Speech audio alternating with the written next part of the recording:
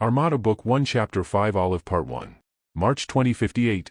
The Endeavour was on its way to the Mac galaxies from Earth. The ship alarm seems to be louder, thought Andrew. Maybe it's sounding too long. He walked into the bridge and finds the GX teams and Alan. A ship is heading for our position visual in 30 seconds. Maintain cloak, Captain Green. Franks announced. Suddenly a hologram of a humanoid that looked like a 7-foot-tall slim Mac appeared in front of the bridge. His clothes looked like wrappings of an Egyptian mummy, shiny white with extending straps. My name is Roden. I am an Intqee, friend to Maccabee and all Maquis. Intqees. Gadden explained, the Intqees are an old species that interacted with our beloved Maccabee before they left our galaxy. He seems to be far from his galaxy. You are quite far from your galaxy, Roden. Gadden commented. Yes, I am. My ship and my escort were ambushed by Furlets using a hijacked Intqee ship and I lost my escort ship. My ship has less than 30% power and our weapon systems are all down. I would like to request if you can provide your extra power for my ship. These are what Furlets look like. A hologram of pretty much how the Intqee looked like appeared. They look like Intqees. Andrew observed. Roden countered, these species are a troublesome species and have tried to invade our planets for as long as I can remember. How much power do you need? Alan asked. I will only take what you can give. I will position my ship above yours so the transfer is faster. And with that they saw the ship half their size moving above them. It seems to know precisely where to position itself. Andrew thought. How much can we give? Alan looked at Franks and then at Nissel. We can freely transfer 100 gigawatts per minute.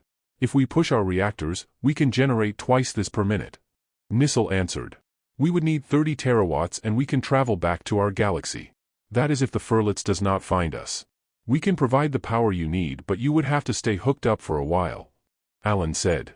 I will begin transfer now. Roden said. The ship felt ajar and the crew could see a large electric charge like lightning moving from one ship to another. The Intqees are a very advanced species technology-wise and related to our Maccabee. They were the ones that invented the TP and taught the technology to the Maccabee. However, it was the Maccabees who invented the cloaking technology. Nissel said. Wow, maybe we can ask for payment then. Andrew whispered. Roden, where is your galaxy? Alan asked. Roden created a hologram above him and showed a series of constellations and pointed to a spiral galaxy much like the Milky Way. This is the Treadle Galaxy. We are here in several hundred solar systems in this galaxy. This is some 3 billion light-years away. 3 billion? How could you travel that distance? Ellie asked. My ships can travel more than 60 times your warp time speed. Our enemies travel much slower than our ships, but we were ambushed.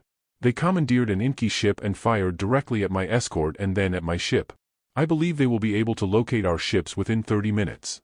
Why would they follow you all across the galaxies? Alan asked. I am the High Marshal of the Integrated Intqee Fleet and it is an assassination plot. With the commandeered ship, there is nowhere in the galaxies to hide. Can't we fix your weapons? Ellie asked Roden. We have been fixing them since we were fired upon. We will have limited firepower in a few minutes. I see you have a large stock of diamond. I would like to request for 3 tons for us to use. Go right ahead. We would suggest that you increase the plasma code of your torpedoes, just in case. If you make your plasma cannons have longer shots, it would be more effective. I am reprogramming your cannons right now. I'll go right on it. Ellie said and left the bridge running. Why is he doing this? Andrew whispered to Alan. Alan looked at Andrew and, he's expecting an attack. You are correct, General Cook. My long-range sensors show an Intqee ship will be within firing range in 20 minutes. Mitch, launch all sabers and have them wait at our flanks. Captain Jackson, all GX teams, prepare for intruders, Alan said. There are only 225 of them, they will not board. Then we'll board the ship. Alan said. You can board if their ship's protection field is low. Why don't we have the sabers attack the rear? I'm sure they will put their main power to the front field. Then we'll beam through the back. Andrew said. That could work, Andrew. Here is a schematic of the Intqee ship. You can beam here and you can work your way to the front here. The main crew would be here and here. You would have to fight your way through these halls. If any of you find yourself in this area, look for this panel and blow it up with your explosive devices.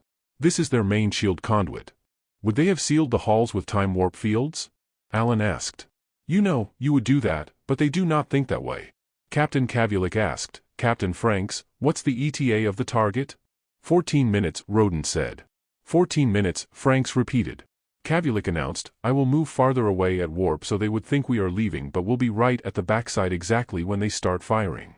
Good call, Captain, do it. Alan said. I am sending the target points of the Intqees ship to your main database. Roden said. The Macs have found a planet near enough to beam some of the crew out. Our team will go with the evacuees to secure the area. Tim Jeffrey said. That is a go, Tim, Alan said. Can we TP a bomb right on these target points? Andrew asked. You cannot TP through the shield. But a ship can go through the shield and deliver the bomb. Roden explained. Colonel Tony Gant countered, I can get one of the dogs fly in and deliver the bomb and leave. You will not be able to leave on time. You would have to beam out and leave the dog. Nissel countered. That's a go, Colonel Gant. Prepare your ordnance and launch immediately. Make sure a TP is solely allotted for your team to escape. Alan said. Tony ran off. All teams to the TPs, Captain Jackson, get your group prepared. Mitch assigned some Macs to see and guide our way when we get in. Andrew said. If you don't mind, Andrew, try not to kill this Furlet. Please take him prisoner and have a Mac interrogate him. Look at his face and try to remember. It would be easy to confuse him since you have not seen a real Furlet. It could get messy, Roden, but I will try. Let's go, teams. We have restored primary weapons at half capacity. I would suggest that you turn your shields on at maximum. Franks looked at green, topside shields at maximum. Our ship's shield is pushing your shield outward with our shield under it, so we have dual shields. Please maintain maximum power to your shields. The shields are draining an unusually large amount of power. Just then several explosions at the outer shield jarred both ships. The Furlets have arrived and fired a continuous barrage. Roden's voice came clear, firing main weapons. Captain Franks, I would suggest you do as well. Green got the nod from Franks and started firing all the batteries. Cannons started firing a continuous stream of elongated plasma to the ship above. Just then, the Furlet ship lighted up from the back as the Sabres fired their plasma rockets. Their shield at the back is faltering down to 50%. I will tell you when it's safe to board. Just then a loud explosion hit the ship at the backside. That was Colonel Gant. Mitch, did you get him? Alan asked. Tony and his team are okay, Mitch said after a few seconds. The Sabres are now on their second run. Frank said. Our shield is down to 80%. Firing cannons. Firing all batteries. Green said. Our weapons are not getting in. Your plasma is better at draining their shield. Diverting power to shields. The Endeavor now feels all the shots harder than ever. Their back shields are down to 25%. Wait for the Sabre to stop firing and you can board. Sabres are now withdrawing from the target. Jones said. Beam in now. Roden said. Stopping battery fire. Stopping cannon fire. Green announced. GX teams, Marines, get into the ship. Alan ordered. Several teams got in through the shield opening. All the GX teams got through, including more than 500 Marines, into several points. Andrew, 5 Furlets running towards you on the left corner, visual in 5 seconds. Mitch said. Andrew's team was quick to drop and started firing as the Furlets rounded the corner right into their line of fire. Their plasma M3s sliced through them easily. General Guzman, 10 Furlets coming from behind you. Run over to the left corner. Keelmill said. Bill Guzman's team quickly ran to the corner and took positions to ambush the Furlets. They shot and dropped 4 in the initial barrage. Bill threw a grenade and Drew threw a smoke grenade. The grenade took out 1 Furlet. With the smoke covering them, they withdrew to the right side of the corner and threw 2 more grenades as Sean Grady and Luis Hahn gave covering fire. Meanwhile, Rick Logan was nearing the panel. The shield panel will be on your right in 3 meters, Nissel told Rick. In a few seconds Rick attached a C4 on the panel and ran for cover. Take cover, he shouted, and in a second threw off the switch. That turned the shield off. Roden announced. Roden repeated, shields are off. We are beaming in to stop the self-destruct system from going off. Andrew, the bridge is right in front. 12 Furlets inside, Mitch said. Ellie ran over the door and planted a C4 and ran back to the team shouting, take cover. As she reached the team, she hid behind a column and set the bomb off. The door was blasted off. Andrew and Roger threw in grenades into the smoking area and ran for cover. They fire their weapons in crisscrossing fire. I see only 3 life signs, 1 to the right at 3 o'clock and 2 at 10 o'clock. Mitch told the team. Andrew redirected their weapons to the areas. Roger stormed in and hid behind a panel on the left. Eric ran into the left side and took a prone position. Roger started firing around. 1 life sign in your area, Andrew. Mitch said. Hold your fire. Andrew ordered. The team waited for the smoke to clear and provide a clearer view. They saw in front of them bodies of furlets torn apart. Several body parts are all over the place. One furlet was apparently hit in the extremities but nonetheless alive. The team quickly jumped at the wounded furlet and bound his hands and feet. Mitch, we need a beam out to medic. There's a wounded furlet here. Beam out Eric with the prisoner. I don't think this is the one Roden is looking for. Andrew said. Roger that, beaming your prisoner and Eric out. Ellie sealed the doorway with a time warp field and started to assess the situation. She finds herself in the bridge of the most advanced ship she has ever known. A Mac team suddenly beamed in. Some started to operate the consoles while others were beaming the bodies of the dead and mangle furlets out. General Rick Logan's team was pinned down until a Marine team came from behind the furlets and killed all of them. In the meantime, several isolated firefights in the ship occurred, mostly with Marines. The furlets were no match to the GX teams and the Marines. In 20 minutes the ship was secure as team finished reporting that their areas were secure. All teams, no furlets are alive on the ship. We have 3 furlet wounded as prisoners. No casualties on our side, congratulations teams. Alan announced. We make a good team, General Cook. Congratulations on your success. Your teams are very efficient. We have disabled the self-destruct timer and are downloading data from the captured ship. We don't usually kiss on the first date, Roden, but I trusted Gadden and I hope we did the right thing. Alan said. Nissel knelt and held the furlet. I have taken the memories of the captured furlet and it seems they were a spy and assassination team out to get the top brass. They have killed Roden's second in command in the escort ship. They believe that Roden was traveling with the top brass and they were feeling lucky they can hit all top heads in one hit. Their orders was to kill Roden and they will be killed if they return and do not fulfill their mission. The Sabres have started to come home, General. Mitch said. While we're charging up, General Cook, may we invite you and your officers to come aboard and meet us? Maybe we can start talking about something. General Cook stood, Mitch, Nissel, Keelmill, Captain Franks, Captain Norman, GX1 and GX2, let's pay our guest a visit. Roden beamed them on the Intqees ship. They were waiting at the bridge, which looked like a large ballroom hall with stand-up consoles scattered all around. A conference table that looked familiar to the teams was set right in the middle of the hall with several bottles of wine and glasses. I took the liberty of securing your conference table for your convenience. Roden said. Alan saw that the Intqees properly represented in the hologram. Tall and lanky, clothed in mummy wrap of some shining white cloth, unlike silk but similar to how it looks, only seemingly glowing. This is 1st Vice Marshal Gantley, 2nd Vice Marshal Rintana and Vice Marshal Celino. We are the furlets' targets. We were meeting on the growing threat of the furlets in our galaxy and discussing how to dampen their aggressiveness when our escort ship was hit. They thought we were in the escort ship. Nissel, Keelmill, Rettig and Gadden made it a point to shake the hands of their hosts. Roden continued, you realize Rintana and Celino are part of the collective? Roden said, looking at the Macs. Yes, and it would seem they are descendants of part of the Macs the Maccabees had a long time ago. Nissel said. We have Macs as part of our armed forces, very much like you are part of the Endeavor. The only difference is that your collective and their collective have not yet connected because their collective came from very different lineage from long ago. Gantley is my prime strategist, Rintana is my administrative officer and Celino is our peace officer. Peace officer? Andrew asked, surprised. Celino looked at Andrew and, my job is to make sure we do not get into war with anybody. May we offer you some wine? These are some of our finest. The group helped themselves with Andrew and Billy pouring more than the norm, their glasses almost overflowing. They started to talk separately to different persons from the other party. Andrew, I am particularly impressed how in the middle of a firefight you stopped shooting and focused on the mission to leave some of the enemy alive.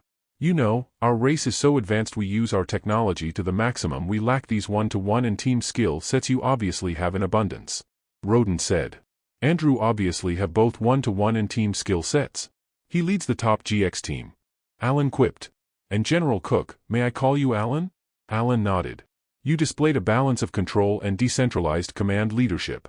Roden said. I think we need to get paid in cash rather than in words, Roden. Andrew butted in. I am not trying to be overly gracious, but I was truly impressed. It's like everything falls into place and nobody tells anybody what to do and everybody protects each other's back. Take Mitch for example, you ask for a beam up, he's on it instantly. That's it. I demand cash holen. And I want it now. Andrew said. Okay Andrew, no more praises. Look at the Macs holding hands and in a world of their own. By the way, the memories your Macs show our Macs will be in our database forever. I just hope you do not see ill where there is none. Alan said. Alan, from now on I see only good from you and your race. You forget you just save our lives. I don't forget. I will call my markers, be sure of it. Andrew said. Roden starts laughing.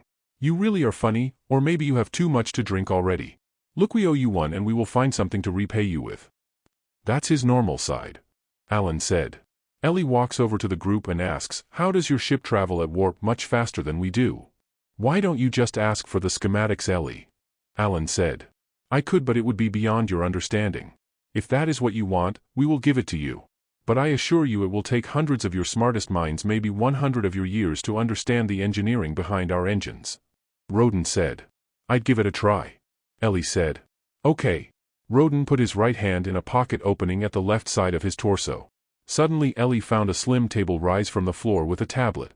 The information is in that device you are familiar with. Our ship is very smart. It monitors our conversations and preempts what is required. Roden said. The Furlit ship is similar to this? Alan asked. Not really, this ship is 400 years more advanced. But the other ship is 40% larger than this ship and took our weapons fire and your plasma torpedoes and cannons and not get damaged in front. It was designed to be at the front of a group of attack ships. It was the backside attack that did them in. They were not expecting that form of attack. Roden continued, the Furlit ship is yours already, so you can do whatever you want with it. The data we got from the ship is enough. We already now know more than our enemies think we know. Also, the Furlit ship is now fully restored and ready to go. How did that happen? Ellie asked. Our crew has been restoring and beaming in the required hardware to replace the ones damaged by the fight. In fact, they were modernizing some of the equipment like the shield, TPs, and adding a new weapons battery. They also upgraded the ship logics. Roden explained. I still hold my markers, Roden. You're not getting off the hook so easily with the Furlit ship and Ellie's tablet. Okay, Roden, I'm okay with this tablet and the ship. Ellie said. Our ship is worried of an impending attack when we get near our galaxy. We would like to request for an escort. The Furlit ship manned by Endeavor crew. Roden said. Where's your galaxy, by the way? Andrew asked. Roden asked his AI Renee to show them. Renee produced a hologram of the Treadle galaxy. We are here and we are 3.8 BLY away. It will take us 24 days to reach the edge. The Furlit galaxies are here around 800 MLY away, while the Intqees are here on the opposite side but closer at 220 MLY away. Renee explained. Alan stood and, I guess we can split our forces across all the crew. GX1 and GX2 will be the lead teams. We can provide the more experienced Marines and Captain Jackson. But the Max must be asked to volunteer. Mitch, Nissel over here please. Alan explained the situation and asked Nissel and Mitch for a list of names. Alan, are you coming on board as ship captain perhaps? Yes, with Mitch as first officer and Nissel as MCOM lead. Captain Franks, over here please. Alan explained their plans to Franks. George, can you spare Jenny and Keelmill to come with us? I have no objection, sir. So do you have a name for your new ship, sir? Hold on, I'm good at this. How about USS Alan Cook? The name will add to your legends in the making. Roden said. Hey, I like it. And it is supposed to be the most advanced ship, more advanced than what the Max can turn out. Ellie said. Excuse me everybody, we would like to have a tour of the new USS Alan Cook. Would you all like to join us? Roden asked. Billy and Andrew quickly grabbed a wine bottle each before they were beamed into the USS Alan Cook bridge. I did not expect to have all these people here. Andrew said. When word got around with the Max, more than 70% volunteered, while all the Marines, the Japanese and Germans wanted to go. Some of them obviously more eager than others. Ellie said. General Cook, I'd like to volunteer my team to go. Axel Jackson said just as General Rick Logan walked near them and requested the same. Fine, better tell Tim to come along. Tell him to move all the people back to the ship. Make the arrangements to cover your asses. Axel, Rick, take care of logistics transfer. Alan said. So Roden, tell us about our new ship. Andrew looked at Roden. You have 12 undamaged photon batteries. We found some mothballed small attack ships we call Spears, 30 of them in the ship's hangar, but you can rename them Sabres if you want. I believe these attack ships are still operational. The ship is now smart and preempts your next move, although not as advanced as ours, but we did upgrade the logics for this purpose. You can talk to it directly through its designated human hologram body and make requests wherever you are using your implanted communications tissues. Roden explained. Okay, I'll name the ship Hologram Popeye. Andrew said. No sir, that's too cartoony, let's just call it James. Ellie said. Hey, I like that, and said, take me home James, Andrew said with a British accent. Ellie laughed. Then suddenly, a hologram appeared more human than Mac and wearing a GX team uniform, introduced himself as James to everybody around. "See Andrew, the ship is smart enough to understand your conversation," Roden said. "This is so cool," Billy said as he appeared to tilt to one side. "Billy, I think you've had enough," Alan said. "Mitch, I am sorry buddy but I wouldn't be needing you from now on. I have James," Andrew said. Franks announced, "General Cook, I would be heading back to the space station to replenish the crew. Even Captain Kavulik and all of her team are leaving the Endeavor. I believe you will find an international crew at the spaceport more eager but equally efficient," Alan said. "I would like to go back to my ship already. Tell Celino and Gantley anything you need and they will do these for you." "General. The ship will be ready to leave in 6 hours," General Cook, James said. "Okay James, thanks for the info," Alan said. "We have designated your quarters and they are now in your tablets," James said. Andrew got his tablet out of his front pouch and opened it. "Okay, I get it. I will retire now to my quarters, James. Do you want me to beam you there, General Man?" "No, I'd like to walk.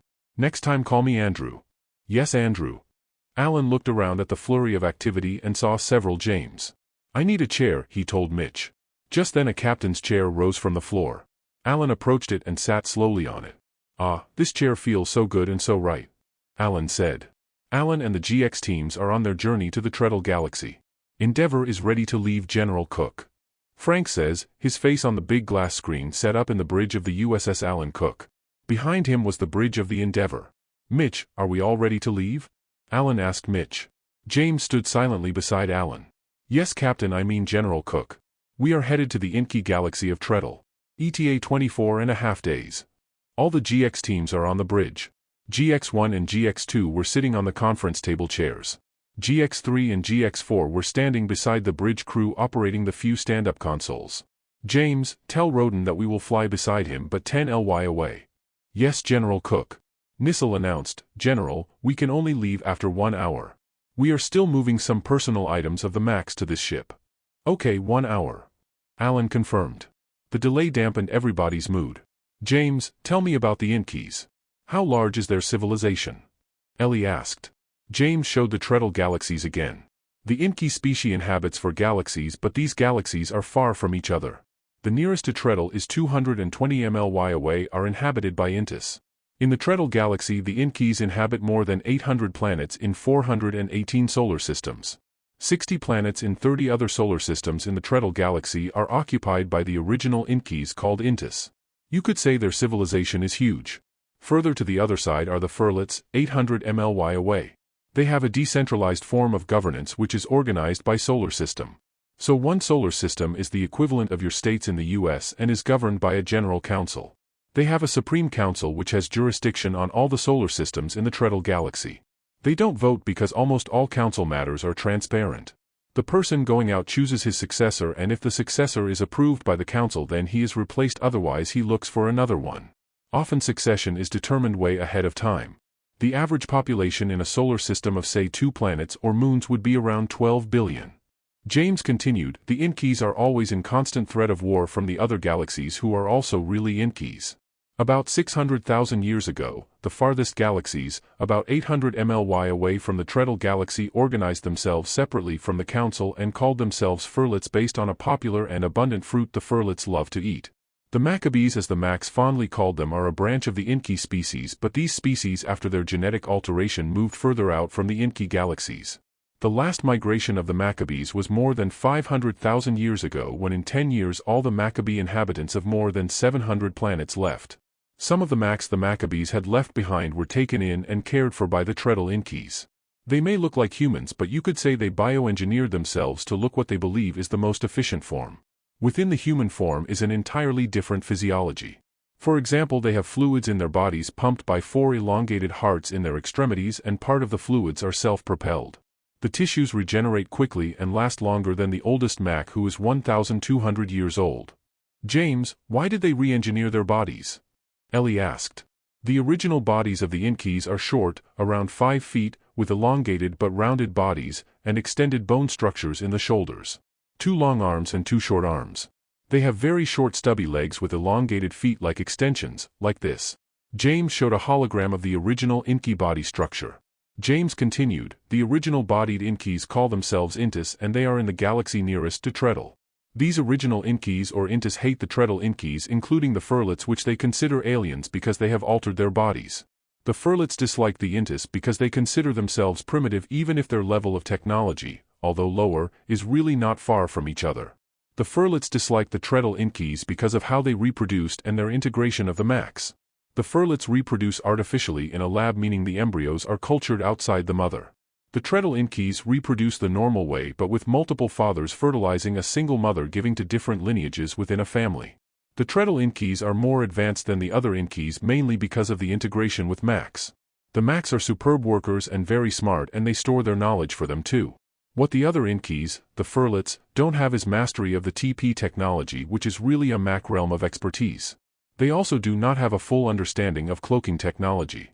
They had to steal an Intqee ship to target Rodin because their ships are no match to the Intqees. They must have large families. Ellie commented. Extremely large and interconnected nuclear families. How is their military organized? Andrew asked. Each solar system has a fleet of mother ships they call Vintas which are 3 times larger than Rodin's ship. The fleet is under a fleet marshal. Rodin is the head of all these fleet marshals. Each of the Vintas have several dozen smaller ships a third of their size and they call these Jintas. Each planet has its own armed forces that are in charge of the planet's security. But as you can imagine, nothing really happens in the Intqee world as far as crime is concerned.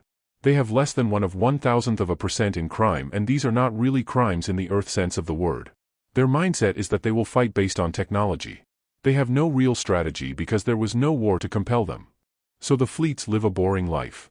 Andrew commented. To the Intqees they believe the Intqees pose the bigger threat. The Furlets pose a political threat although they have exhibited some form of militaristic advances of late. Why does the smaller Intqees or Intqees pose the bigger threat?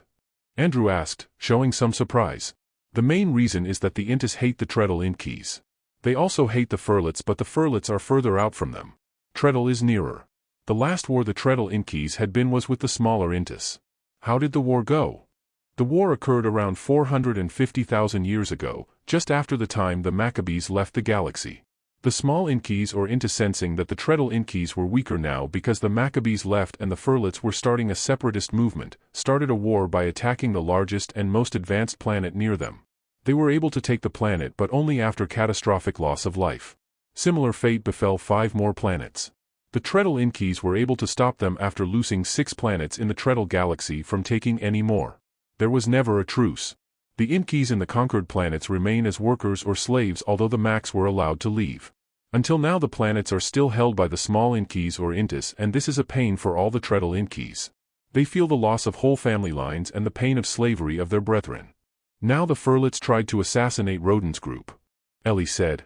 That is correct and if they did not succeed they will be put to death if they come back. If they did, they will be treated as heroes. And it would have started a war. So with the attack of the Furlets, the Intqees may act up again. The Intqees will be battling 2 fronts and this is not a good sign. Andrew said. How's an Intqee life being lived? Roger asked. They live pretty much as the Max do, quiet, simple non-technology-driven lives. With their technology and efficiency, a person can produce in 100 years all the wealth the person would need for the next 3 lifetimes. After working for 100 years they have enough to last them 3 times their lifetime? Andrew asked, surprised. Yes, Andrew, and they don't really need much because their society provides for almost everything. Once they die normally half but sometimes all of their produce or assets get transferred to the state so the state become richer and richer. They have a draft rule that forces all persons to devote at least 100 years to produce wealth for the state. After the 100 years most Intqees take the path of acquiring knowledge, some take up a vocation like wood carving or sculpture. Some volunteer in the military. What if they still like to work and produce wealth? Billy asked. They can but not work for the state. The state kicks them out after 100 years of work. They cannot come back in even if they wanted to. They are what you call on Earth as retired. Pretty weird but then what's the point? Ellie said. Why don't they just explore the galaxy so they don't get bored? Andrew asked. They launched several hundred ships more than 300,000 years ago to explore the galaxies and to find a suitable more peaceful area to live far from Intqees and Furlets. These ships are sending back the information they gather. The Max with the Intqees and the retired Intqees study the information and this is how their knowledge base expands and is a source of contentment for a lot of old Intqees. They never acted on any leads because they were still content in the Treadle Galaxy. The explorers then became settlers. Once in a while they get communications, but they were not too excited to hear anything from the explorers. So what the Intqees lack is military expertise. Andrew said. That is correct, Andrew. That is why Roden was so impressed by your efficiency and performance. You could say they have not seen anything like that ever in their history. The war resulted in catastrophic loss of life because both sides did not have the correct military mind to wage an organized war. So the ship made up the excuse of a threat of attack so we can get involved in their three-way war. Ellie said. Not really, Ellie. The threat is real and will be more complex once we reach the Treadle Galaxy. Because you do not know who to trust. Andrew said. Roden will trust his family members. The Macs are trustworthy. Anybody with a Mac will be trustworthy. You are trustworthy because you have the Mac civilization behind you. In this ship are the most advanced interstellar military minds of the human race. Think about it. Tell me, James, did Roden purposely seek us out? It's dubious how he would know who to seek. Andrew asked. Yes, he did. It was because of the Macs. They heard stories about the other Macs seeking humans around these galaxies. I think I am going to have a talk with Roden. Come on team, let's beam over to Roden's ship. Do you want me to come with you? I can be at your side as long as the USS Alan Cook is not more than 60 LY away. James, come with us to Roden, now please, again in British accent. If you keep doing that I might talk that way too, sir. Ellie said. Instantly they found themselves in a hall on Roden's ship. An Intqee walks in and welcomed them and directed them to a room with several chairs and a long square table similar to a large conference room. Roden walks into the room and, greetings my friends. You have a lot of explaining to do. I should have called my markers when Ellie wanted to, but now I may not be able to. James was standing and approached Roden and explained the concerns of GX1. That's all true and your concerns are real and valid. Think about it. If you help us protect ourselves, our race will be forever in your debt. You will be forever indebted to us but not your race. Billy said. Please explain specifically what is it that you think we will be willing to do for you. Roger asked. I do not believe you will fight our war if ever there is one. But you will be willing to teach us how to fight and fight well. What's in it for us? Give me specifics, not our race will be indebted forever crap. Andrew said. I can promise a fleet of 24 Vintas and the accompanying Jintas and all the technology that goes with it. 36 and that's a start and we should get it up front first before anything else. I still will have to convince Alan about this. Ellie just looked at Andrew. What's wrong with you, she thought. Roger thought, Andrew is smarter than I thought. We can give half up front and half after 2 years. So you think you will be prepared in 2 years? I don't know. You tell me. 10 years at the very least. And we want total control of the exercise. Andrew said. Frankly, Andrew, we will give you the balance of your ships even before 2 years. I do not think that we will last 2 years without getting into war with the Intqees. Roger butted in, there is something you know and not telling us. You must learn to be honest to us and trust us. The data on the ship showed an alliance between the Furlets and the Intqees. Now we're fucked. Andrew said. Yes, I agree. Ellie said. What else did you forget to tell us? Roger asked. The Intqees are building a very large ship, more than 1,000 the size of your Endeavor, and it will be completed in less than 2 years. The Furlets are also building a similar one in time with the Intqees. Now that's really getting F up. Roger commented. Totally. Andrew agreed and said. James, please brief General Cook and all the GX teams about all this ASAP. Yes, Andrew. James answered.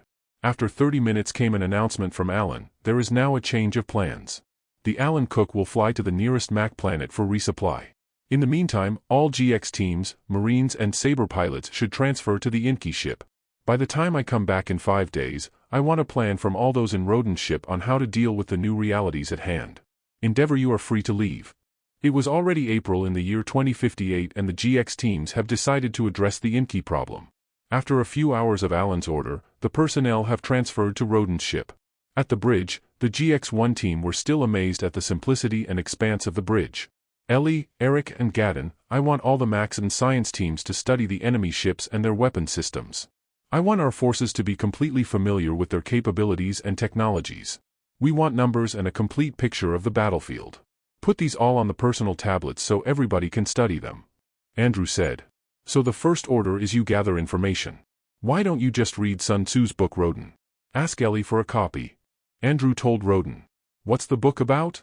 All the things you need to know so I don't have to tell and teach you about everything we do.